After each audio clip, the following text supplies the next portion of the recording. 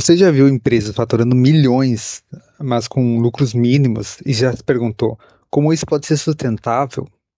Pois é, esse é um dos motivos pelos quais eu evito investir em empresas com margens de lucro muito pequenas. E hoje eu vou explicar de forma simples porque uma margem apertada é um grande sinal de alerta. E o que isso diz sobre a qualidade do negócio, a qualidade da empresa. Primeiro, o que é a margem de lucro? Antes de tudo, vamos simplificar o conceito.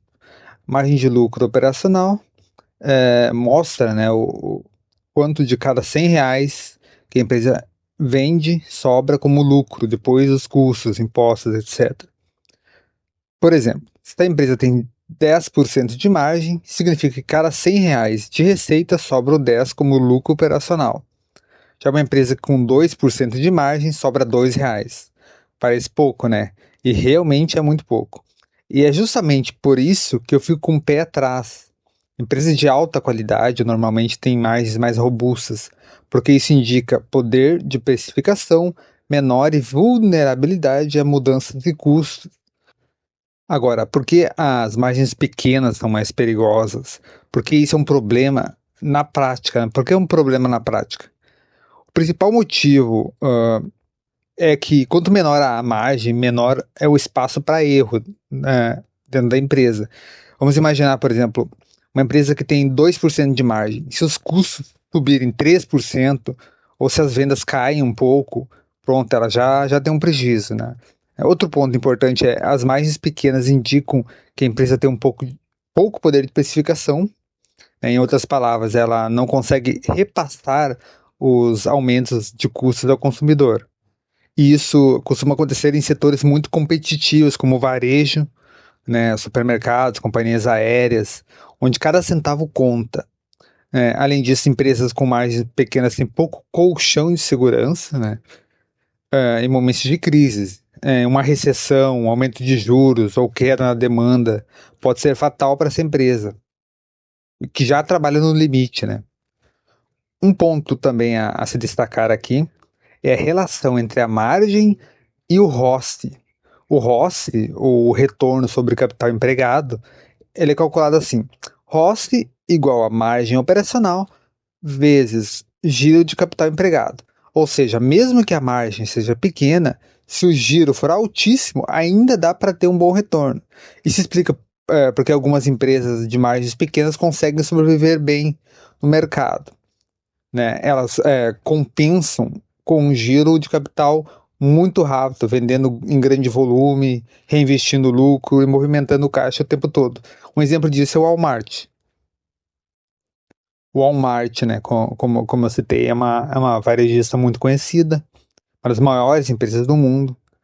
Mesmo com margem um pouco mais de 3%, ela mantém um ROCE alto porque tem um giro de estoque e de capital impressionante, né? Ou seja, a empresa ganha na velocidade, não na gordura. Mas isso é raro, pessoal.